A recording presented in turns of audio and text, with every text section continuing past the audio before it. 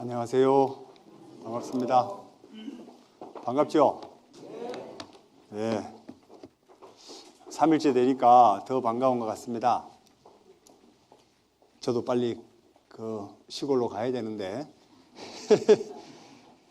예, 우리 이사야 34장 본문 한 군데 읽고 함께 기도하시겠습니다. 이사야 34장 16절입니다.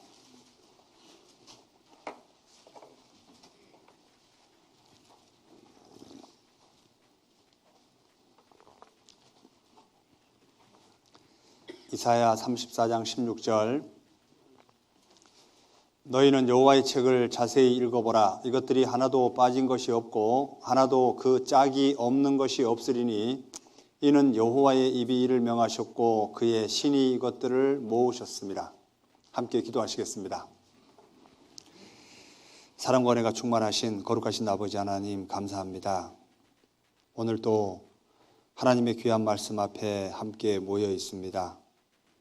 주 성령께서 친히 역사해 주심으로 하나님의 말씀이 올바로 증거될 수 있도록 도와주옵소서. 함께 머리 숙여 기도하시는 귀한 분들 한 분도 하나님 앞에 이뤄지지 않기만을 진정 바라고 원합니다. 특별히 말씀을 증거하는 부족한 자의 입술을 주관해 주셔서 하나님의 뜻을 더욱 분명히 전달할 수 있도록 도와주시고 또한 말씀을 듣는 분들 마음을 더욱 열어주셔서 사람의 말로 받지 아니하고 하나님의 말씀으로 받아들일 수 있도록 도와주옵소서. 말씀의 시종 주님께 부탁드리며 우리를 사랑하시는 예수님 이름으로 기도드립니다. 아멘. 네, 반갑습니다. 스승과 제자가 대화를 했습니다. 스승이 제자에게 빈 항아리를 보여줍니다. 네 눈에 무엇이 보이느냐라고 하니까 제자가 스승님 빈 항아리가 보입니다 그랬어요. 그때 스승이 제자에게 이놈아 네 머리가 비어 그렇단다 이랬습니다.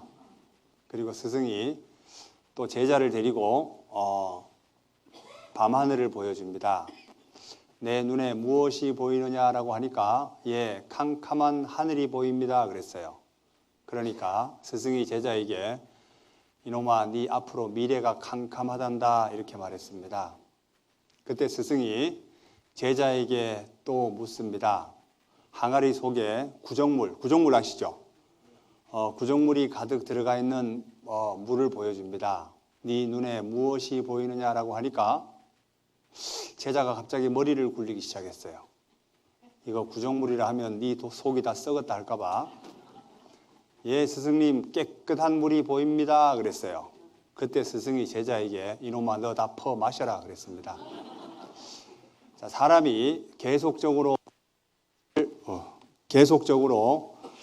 억압을 받게 되면 사람은 어떤 생각이 드냐면 자기 의지와 관계없이 자기 속에 없는 마음의 이야기를 합니다. 왜 이 이야기를 하냐면 성경을 이렇게 배우다 보면 어떤 분은 마음에 믿어지지 않는데 주변 사람들이 믿어진다 하니까 안 믿어지지만 억지로 믿어진다고 하는 사람이 있습니다. 그런 사람은 구원받기 참 어렵습니다. 안 믿어진다면 안 믿어진다고 말씀하셔야 돼요. 그 사람만이 고침받을 수 있습니다. 여기 혹시 그 제자 같은 사람은 없었으면 좋겠어요. 왜 그러냐면 따져보고 확인해보고 믿는 게 올바른 믿음입니다. 안 믿어지면 안 믿어진다고 하셔야 돼요. 아시겠죠? 그리고 믿어진다면 확실하게 자신 있게 믿어진다라고 말할 수 있어야 돼요. 왜? 성경 말씀은 진리이기 때문에요. 오늘은 성경이 기록되게 된 연도를 잠깐 정리해 보겠습니다. 성경이 어떻게 기록됐냐면 예수님을 기점으로 예수님 탄생 이전에 BC 1500년 전부터 AD 100년까지 성경이 기록됩니다. 장장 1600년이라는 기간 동안 성경이 기록되죠. 그런데 지금 우리가 살고 있는 시대가 2018년입니다. 맞죠? 가장 마지막에 기록된 성경도 지금으로부터 1900년 전에 완성됐습니다. AD 100년경이라면 우리나라의 어느 시대일까? 삼국시대입니다. 이때 성경이 완성됐어요. 그리고 구약 성경이 39권이고 신약 성경이 27권입니다. 도합 66권. 성경을 기록한 사람이 한 40명 정도가 기록했습니다. 그런데 자기의 생각을 기록한 게 아니에요. 성경은 받아쓰기식으로 기록되어 있고 하나님이 그 사람에게 열어서 보여준 것도 있고 자기가 깨달은 것을 기록한 것도 있습니다. 예를 들어서 성경을 펴보면 마태복음, 누가복음, 마가복음 이러잖아요. 뭐 볶아 먹냐 이렇게 생각할 수 있는데 이 복음이라는 뜻 자체가 기쁜 소식이라는 뜻입니다. 그래서 마태가 깨달은 기쁜 소식, 마가가 깨달은 기쁜 소식, 누가가 깨달은 기쁜 소식, 요한이 깨달은 기쁜 소식 이런 거예요. 자, 이런 식으로 해서 40명 정도가 기록했습니다. 그런데 하나님께서 말씀하셨다는 메시지가 3,800번 정도 있습니다. 왜? 하나님의 메시지를 받아 기록한 거였거든요. 그리고 구약 성경이 언제 끝나냐면 BC 한 400년 전에 구약 성경이 완성이 됩니다. 그런데 요 사이에 신약 성경이 기록되기 전과 요 사이에 기록된 것이 성경이 아닌 지금 천주교에서 보고 있는 외경, 이것이 이 기간에 기록이 됩니다. 그리고 위경은 언제 나오게 되냐면 여기에 일부하고 성경, 신약 성경이 완성되고 난 후에 기록된 요 사이에 기록된 거, 여기에 잠깐 기록된 내용이 바로 위경입니다. 이것을 가지고 허위 문서라 그러죠. 여기에 뭐 도마복음도 있고 뭐 여러 가지 복음들이 있는데 그건 사람들이 많이 지어낸 소설처럼 지어낸 메시지들이 많이 있습니다. 그래서 지금 우리가 읽고 있는 성경, 요게 정경으로 평소에도 읽혀져 왔던 겁니다. 자, 성경이 우리에게 모아지기까지 사람이 모았지만 그 배후에 하나님의 역사가 있었던 겁니다. 방금 읽었던 이사야 34장 16절 말씀에 너희는 여호와의 책을 자세히 읽어보라. 이것들이 하나도 빠진 것이 없고 하나도 그 짝이 없는 것이 없으리니 같이 읽어볼까요? 이는 여호와의 입이 이를 명하셨고 그의 신이 이것들을 모으셨음이니라. 성경이 이렇게 66권이 하나로 모아지는데 누가 개입하셨냐면 하나님이 개입하신 게 틀림없습니다. 그리고 이 성경 안에는 역사의 시작부터 역사의 마지막까지가 다 기록이 되어 있습니다. 그래서 성경은 예언서라고도 하고 인류의 역사서라고도 이야기합니다. 오늘은 특별히 이스라엘 민족의 예언, 하나님이 성경의 이스라엘 민족의 역사의 시작부터 마지막까지를 다 이야기합니다. 그 내용을 중심으로 좀 교훈을 받았으면 좋겠습니다. 그래도 이거 성경 기록된 내용들을 잠깐 성경 가지고 보시죠. 여기 예레미야 30장 1절 2절 같이 읽어볼까요? 여호와께로서 말씀이 예레미야에게 임하여 이르시니라. 이스라엘의 하나님 여호와께서 이같이 일러 가라사대 내가 내게 이른 모든 말을 책에 기록하라. 자, 책에 기록하라. 명령하신 분은 하나님이고 받아 기록한 사람은 예레미야예요. 그래서 예레미야서입니다. 너는 두루마리 책을 취하여 내가 내게 말하던 날, 곧 요시야의 날부터 오늘까지 이스라엘과 유다와 열방에 대하여 나의 내게 이른 모든 말을 그것에 기록하라. 명령하신 분이 하나님입니다. 먼저 할 것은 경의 모든 예언은 사사로이 풀 것이 아니니 예언은 언제든지 사람의 뜻으로 낸 것이 아니라고 되어 있죠. 맞죠? 오직 성령의 감동하심을 입은 사람들이 하나님께 받아 말한 것임이니라. 결국은 성경 예언은 받아쓰기식으로 기록됐다는 얘기입니다. 모든 성경은 하나님의 감동으로 된 것으로 하나님께서 그 사람의 마음을 감동시켜서 기록하게 한 겁니다. 그리고 특별히 전도서는 어떻게 기록됐냐면 하나님께서 솔로몬에게 너 눈으로 보는 대로 마음에 원하는 대로 다 해봐라. 그리고 소감문 한 개 써라. 이게 전도서입니다. 그런데 이 다니엘이라는 사람은 내가 듣고도 깨닫지 못한지라, 하나님이 불러주고 다니엘이 받아 기록하는데 무슨 말인지 알아들을 수가 없습니다. 그때 내가 가로되 내 주여 이 모든 일의 결국이 어떠하겠사옵나이까 물어봅니다. 그가 가로되 다니엘아 갈지어다 대저 이 말은 마지막 때까지 간수하고 봉함할 것임이니라.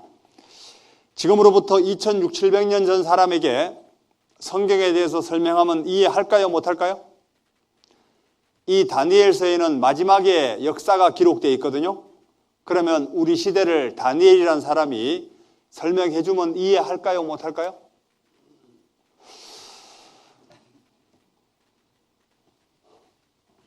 뭔가 좀 이상한 것 같아. 피곤하세요? 원래 내가 더 피곤해야 되는데 앉아 계신 분들이 더 피곤한 것 같습니다. 자, 생각을 해보시죠. 자, 지금으로부터 50년 전 사람에게 우리 시대에 대해서 설명하라면 설명이 될까요? 안 될까요?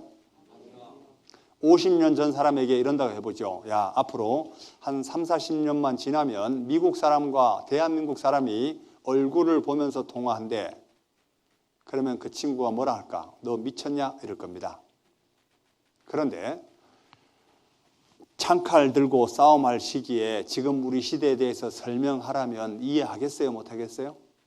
그러니까 너는 몰라도 된다. 그냥 받아만 기록해 두기만 해라. 사람들이 빨리 왕래할 때가 되면 이 말씀이 다 풀릴 거다. 이렇게 말한 거예요. 그래서 성경은, 그리고 요한계시록 마지막 장을 한번 보시죠. 그리고 경고성 메시지가 한 게 있습니다. 요한계시록 22장 18절입니다.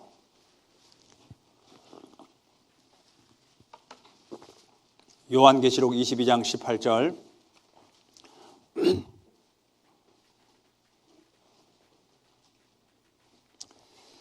내가 이 책의 예언의 말씀을 듣는 각인에게 증거하노니 만일 누구든지 이것들 외에 더하면 하나님이 이 책에 기록된 재앙들을 그에게 더하실 터이요 만일 누구든지 이 책의 예언의 말씀에서 제하여 버리면 하나님이 이 책에 기록된 생명나무와 및 거룩한 성의 참여함을 제하여 버리시리라. 그리고 한 장 넘겨보시죠. 없죠?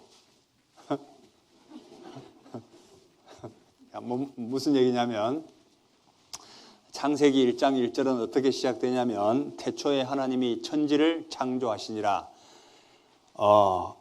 모든 것의 시작을 이야기하고 있고 요한계시록 마지막 장에는 이 책의 예언의 말씀을 듣는 각 사람에게 증거하겠는데 성경 말씀에서 한마디라도 더하거나 빼게 되면 저주받을 것이니라.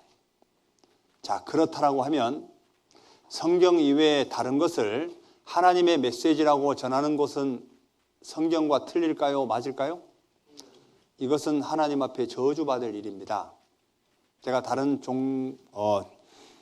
종교를 이야기한다는 건 좀 앞뒤가 안 맞겠지만 그래도 성경 이외에 다른 것을 받아들이면 안 돼요. 아세요? 그리고 오늘은 예언에 대해서 이야기하고 싶습니다. 예언은, 성경의 예언은 뭐냐면 아주 구체적입니다.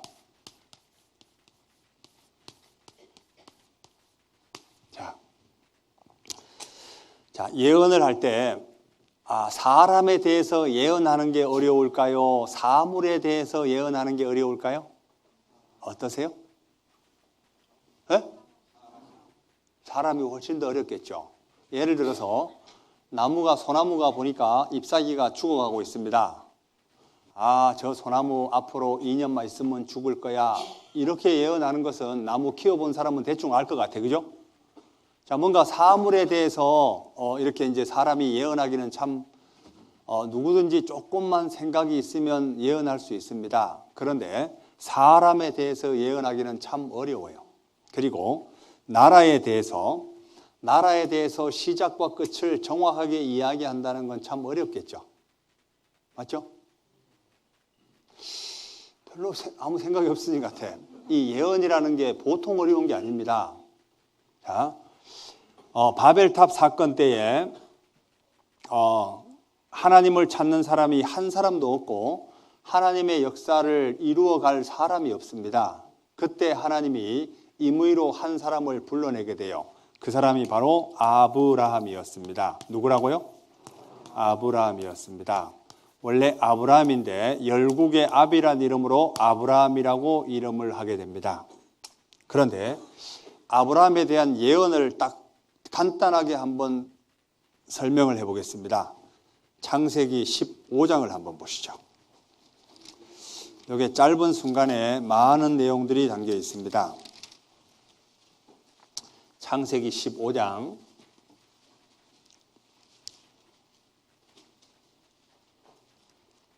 12절.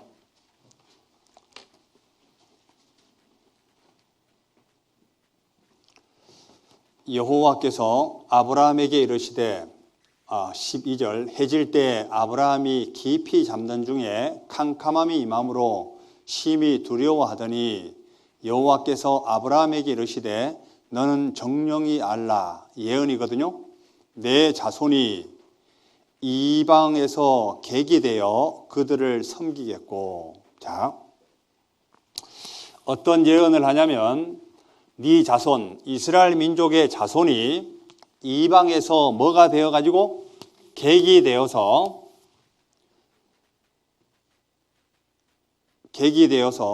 그들을 섬기겠고, 이집트 그들을 섬기겠고, 그리고 그들은 몇 년 동안 내 자손을 괴롭게 한다?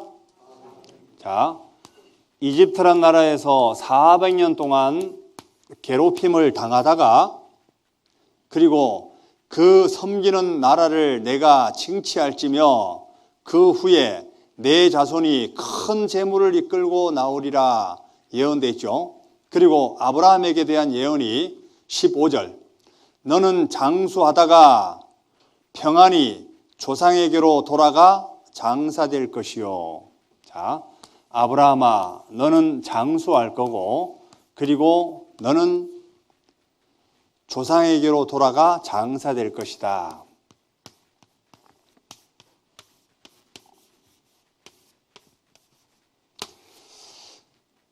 이 예언이 기가 막히지 않아요? 이대로 그대로 이루어집니다. 그런데 어떻게 이렇게 구체적으로 예언할 수 있을까? 놀랍지 않아요? 그런데 실제 이렇게 하나님이 아브라함을 중심으로 이스라엘 민족이 탄생하게 됩니다. 그런데 이스라엘 민족이 기근을 피해서 애굽이라는 나라로 들어가게 되죠. 거기에서 기근을 피해서 들어가서 나름대로 열심히 살았습니다. 즐겁게 살다가 한 왕이 등장하면서부터 이스라엘 민족을 하루아침에 종으로 삼아버립니다. 400년 동안 종살이를 하게 돼요.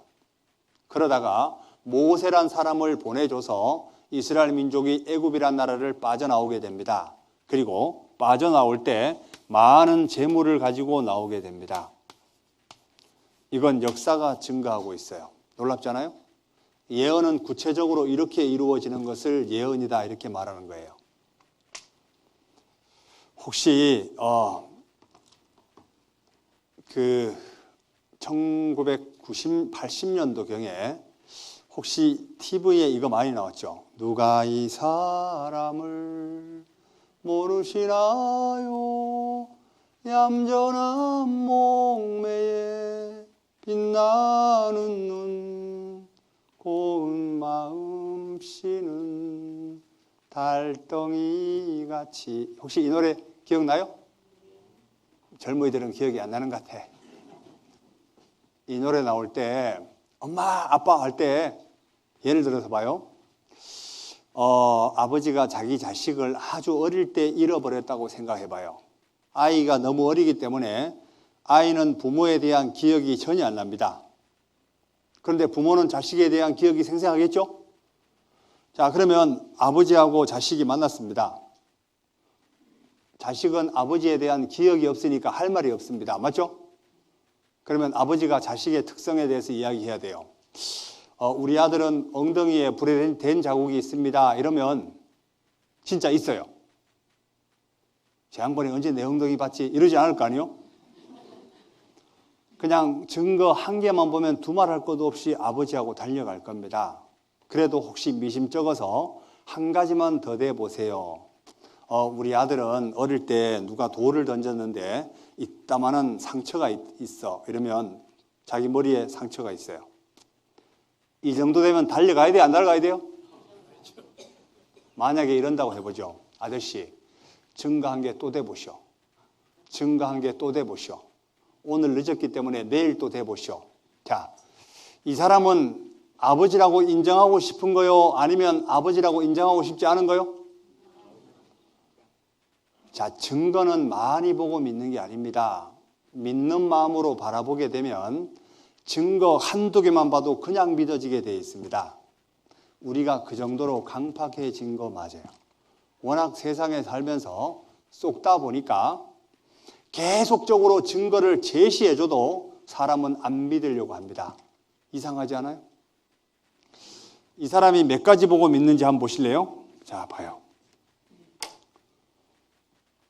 6번 김정희 씨가 나와 있는데요. 이 이름은 양녀로 들어간 후에 지은 이름이라고 그러네요. 두 분 확인하게 말이죠. 마이크 네. 좀 대주시죠. 저 어렸을 때 있잖아, 이발소 집에 맡겨놓고 갔었어요. 예, 맞아요. 날씨가 흐리고요. 예, 맞아요. 오빠,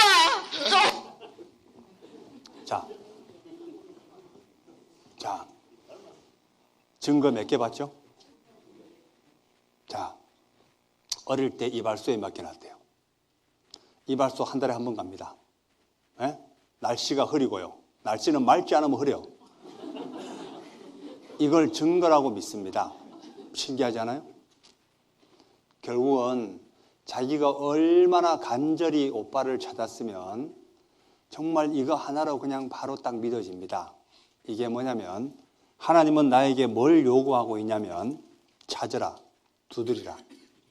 결국은 내가 믿는 마음으로 바라보는 거예요.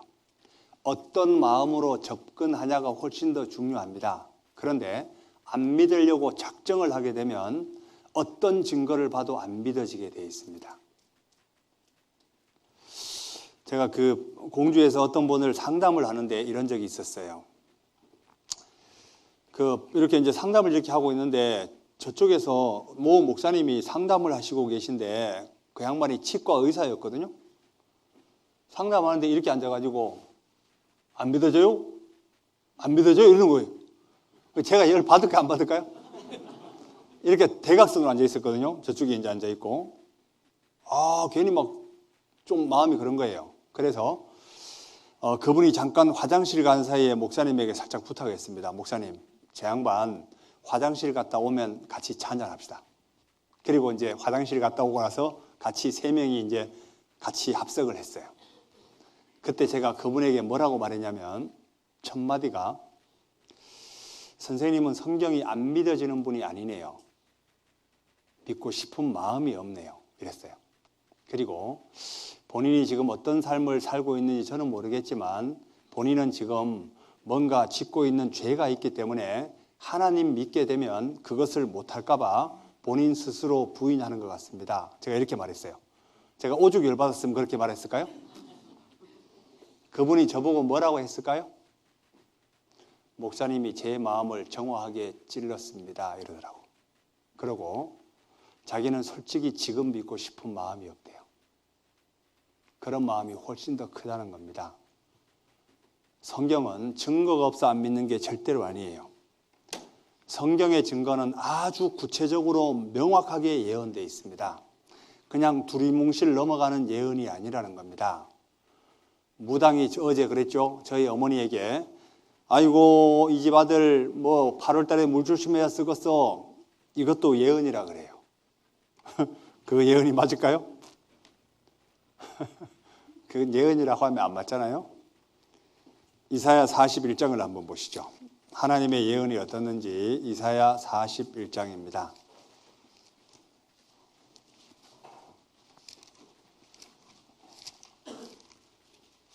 이사야 41장.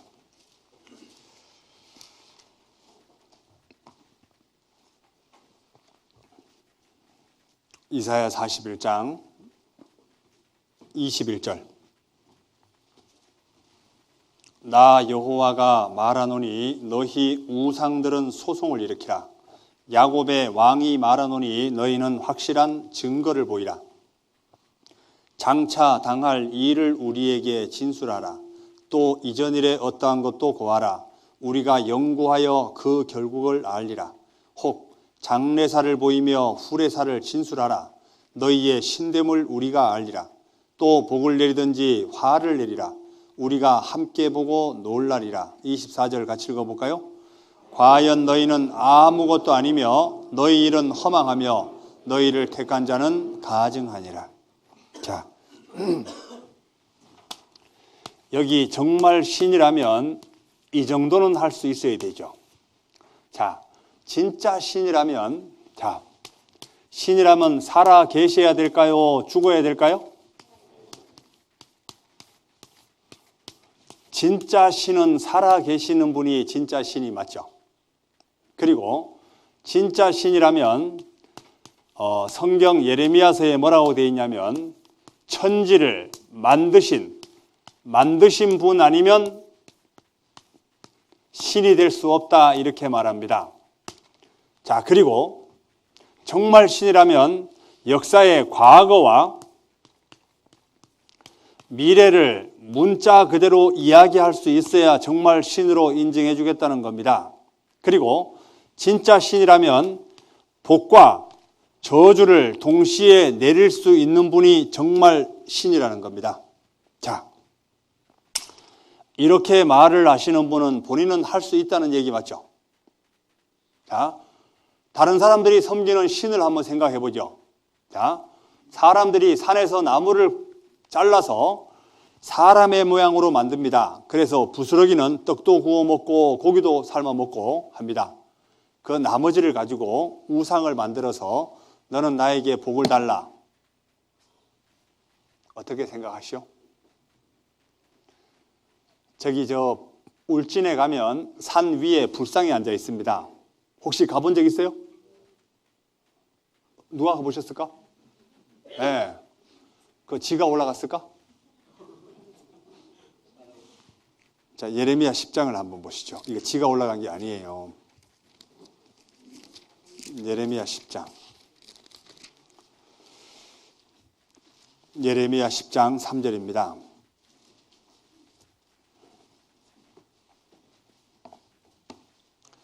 예레미야 10장 3절.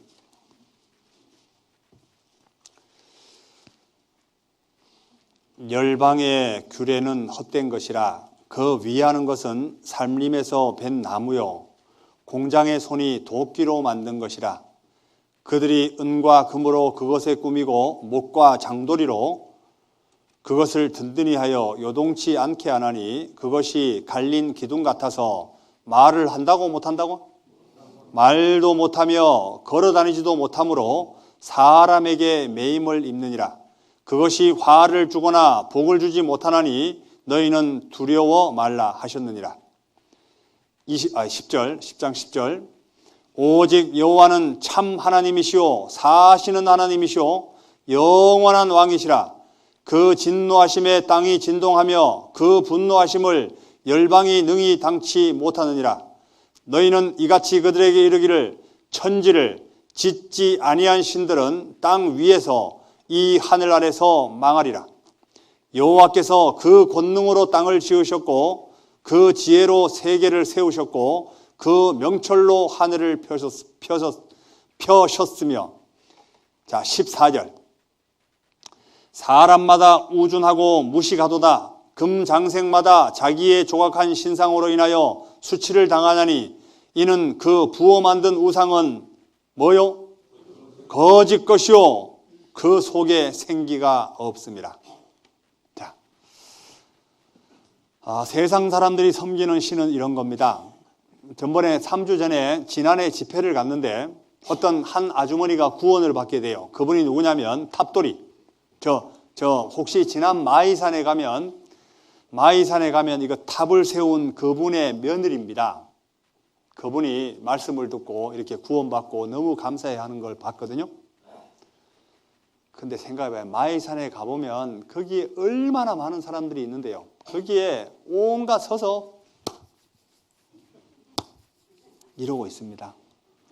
아, 진짜 심각해요. 그리고 그 마이산 중간에다가 산을 깎아가지고 그 속에다가 불상을 다 넣어놨습니다. 그거 불상 올리다가 사람 많이 죽었습니다. 그리고 그 밑에 절이 있는데 거기에 절이 벽이 무너져가지고 그게 절이 몇 번 부서진 거예요. 다시 보수했거든요. 사람들이. 그런데 지금도 가니까 사람이 너무 많더라고요. 이게 참 다른 신을 섬기다가 하나님 앞에 서서 얼마나 그거 할까. 우리 조상 때부터 섬겨온 건데 이렇게 생각하는 분이 의외로 많습니다. 여기 얼마나 어리석은 사람이 있냐면 한번 이거 한번 생각해 보죠.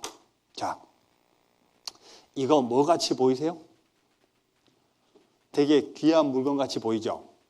이거 누구냐면 한 사람이 이것을 자기 집안 대대로 내려오는 가보라고 가지고 나왔습니다. 어디에 가지고 왔냐면 TV, 진품 명품에 가지고 나왔어요. 가지고 나와가지고 이 사람 생각에 이랬을 것 같습니다. 아, 이거 가지고 시가로, 요즘 시가로 하면 상당히 많은 돈이 나가겠다라고 하고 가지고 왔습니다. 그런데 감정사들이 딱 감정을 해보니까 이게 뭐였냐면 이거였습니다. 확대를 해볼게요. 어떤 한 남자가 TV 진품 명품에 출연을 했다. 그는 자기 집안에 대대로 내려오는 문서를 들고 나왔는데 집안에 가보라며 자랑했다. 그런데 감정 결과 그것은 바로 노비 문서였던 것이었다. 이 사람이 대한민국 전 국민이 보는 앞에서 우리 집안은 대대로 노비였습니다. 이거 알림꼴이 된 거예요. 얼마나 창피스럽겠어요? 예? 이 집안 대대로 내려오는 가보래요. 야, 이 사람은 정말 우리나라 5천만 인구 TV 앞에서 저 집안은 대대로 노비였대. 이거 알림꼴이 됐습니다. 괜히 아는 척 해가지고. 맞죠? 이 사람은 그래도 한 100년만 자기 대만 조금 창피당하면 돼요. 혹시 몰라요. 자기 자식 때까지 창피를 당할 수도 있겠죠? 그런데 내가 정말 모르고 섬기고 있는 신, 하나님 앞에 갔을 때 아무것도 아니라는 것이 밝혀지게 되면 그 사람은 얼마 동안 후회할까요? 영원히 후회하겠죠. 하나님을 섬기다가 손해본 사람은 역대 없을 겁니다. 어떤 사람은 하나님을 섬긴 게 아니라 교회당 당기다가 안 당긴 거예요. 정말 하나님의 사랑을 깨달은 사람은 절대로 후회하지 않습니다. 어떤 상황이 되더라도 후회 안 되게 돼 있어요. 근데 섬기려면 그 정도의 신은 섬겨야 되지 않을까요? 맞죠? 그래서 오늘은 조금 졸릴 수 있습니다. 최대한 안 졸리게 하는데 어떤 날보다 참 재미있는 시간이 될 것 같아요. 그런데 혹시 한 템포만 놓치게 되면 졸릴 수 있습니다. 그런데 졸리면 주무셔. 졸리면 한 5분 동안 간단하게 주무시고 나면 훨씬 졸음이 달아나요. 아시겠죠? 졸리면 자요. 졸리면 자고 들을 귀 있는 자만 들으십시오. 성경에 어떤 사람이 구원받냐면 들을 귀 있는 자가 구원을 받습니다. 그래서 구원 안 받을 분들은 주무시고 구원 받을 분은 눈 똑바로 뜨시면 됩니다. 자,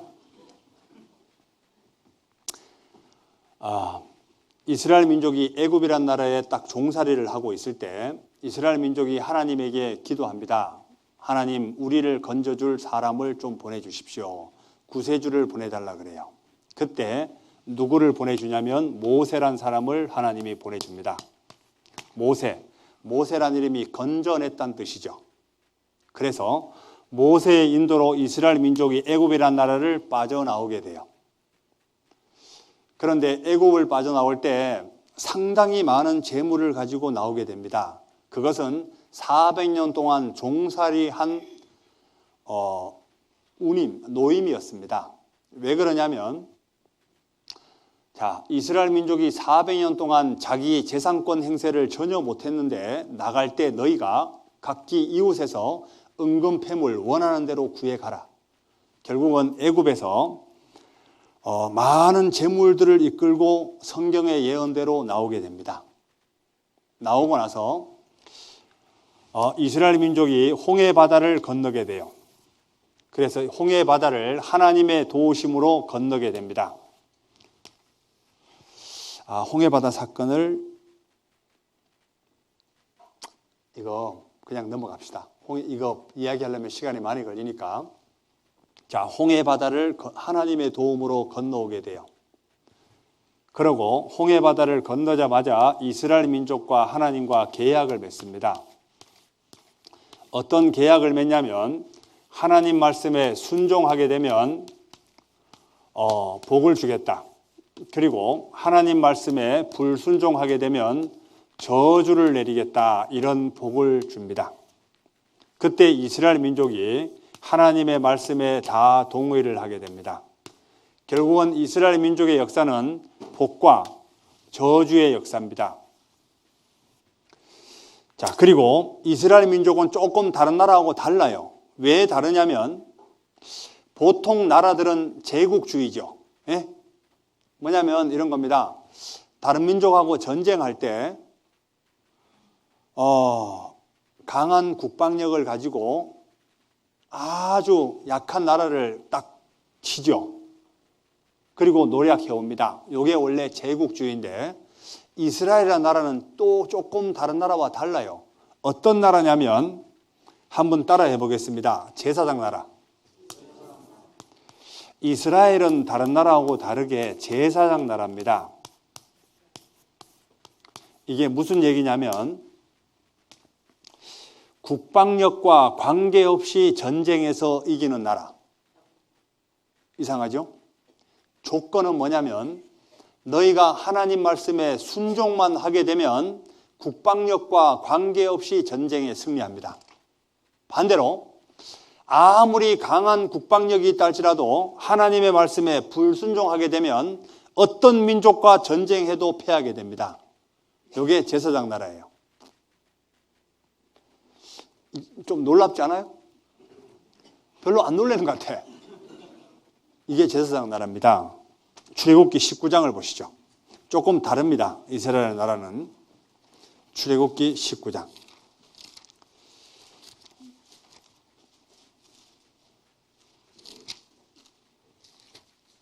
출애굽기 19장.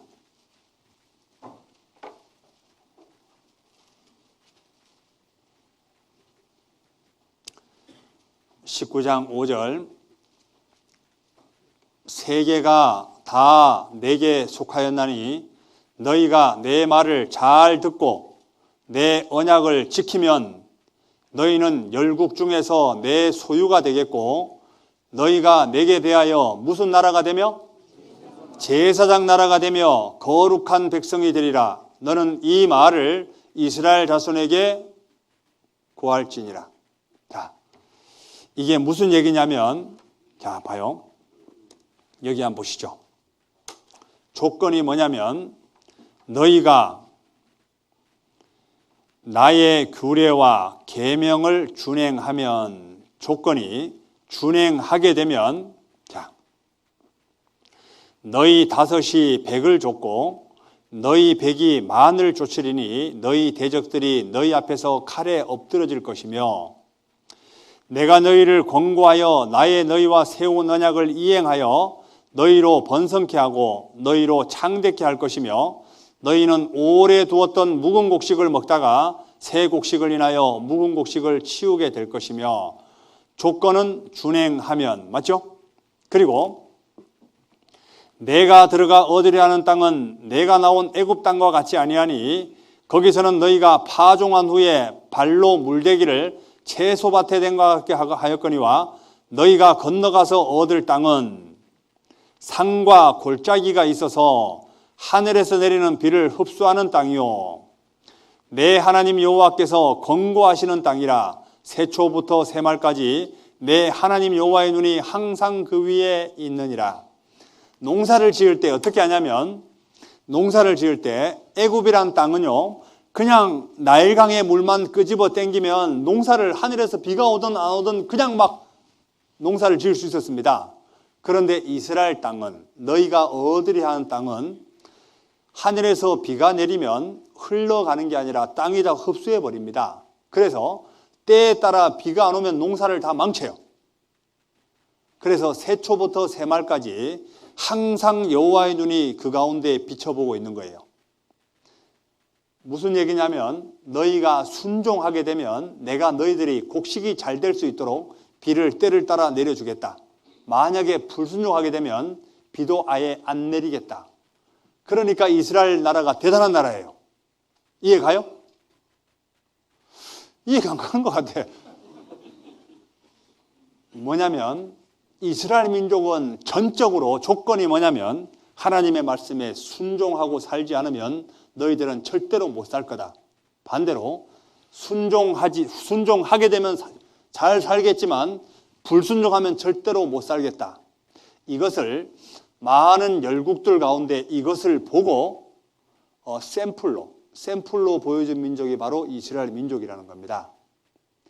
자, 이스라엘 민족의 역사를 배울 때 이렇게 생각하면 좋을 것 같습니다.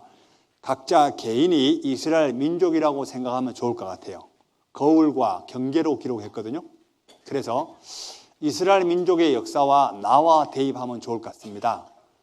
내가 하나님의 말씀에 순종하게 되면 문자 그대로 복을 받게 되고, 내가 하나님 말씀에 불순종하게 되면 문자 그대로 저주받게 된다는 그런 각도에서 성경을 보면 너 정말 똑똑하다, 하나님은 이러실 거예요. 이해 가시죠? 자, 이스라엘 민족. 자, 여기 한번 보시면 이스라엘 민족을 선택한 과정을 한번 잠깐 보시죠. 여기 보면, 자, 같이 읽어보죠. 저희에게 당한 이런 일이 거울이 되고 또한 말세를 만난 우리의 경계로 기록되었느니라. 이스라엘 민족이 환난받고 복을 받고 하는 것은 우리의 뭐다? 거울이다. 거울이라는 거 좀 기억하고요. 그 다음에 이스라엘 민족을 통해서 누가 나오시냐면 아브라함과 다윗의 자손 예수 그리스도의 세계라. 이스라엘 민족을 통해서 예수님이 탄생하십니다. 그리고 나 여호와가 말하노라, 너희는 나의 증인. 자, 너희는 나의 증인, 나의 종으로 택함을 입었나니 이는 너희로 나를 알고 믿으며 내가 그인 줄 깨닫게 하려 함이라. 나의 전에 지음을 받은 신이 없었느니라. 나의 후에도 없으리라. 이스라엘 민족은 하나님을 증거하는 백성으로, 그리고 하나님 이외에 다른 신이 없다는 것을 실물 교훈으로 보여준 민족이 바로 이스라엘 민족입니다. 그리고 여호와께서 너희를 기뻐하시고 너희를 택하심은 너희가 다른 민족보다 수요가 많은 연고가 아니라, 같이 읽어보죠. 너희는 모든 민족 중에 가장 적으니라. 그래서 가장 적은 민족을 택하게 된 겁니다. 그런즉 유대인의 나음이 무엇이며 할례의 유익이 무엇이뇨? 범사에 많으니 첫째는 저희가 하나님의 말씀을 맡았음이니라. 이스라엘 민족을 통해서 성경 말씀을 기록하게 했습니다. 자, 그리고 남은 자, 곧 야곱의 남은 자가 능하신 하나님께로 돌아올 것이라.